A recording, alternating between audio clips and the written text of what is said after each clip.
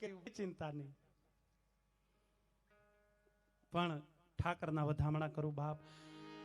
અને મારા નકળંગ ભગવાનને વિનંતી કરું કે હે મારા નકળંગ ભગવાન, હે મારા નાથ, આજ તારા સાંકળમાં આ તારા ભક્તો આજ તારા માટે થઈને બેઠા છે, તારા માટે થઈને તારા ભક્તો સામે બેઠા છે બાપ.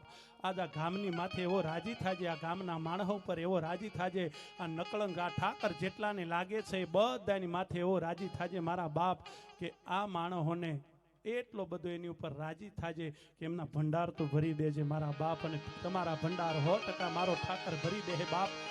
એક પણ માણસ વરહવામાં બાકી ન રહેતા ભાઈ. રૂપિયો હોય તો રૂપિયો લઈને આવજો.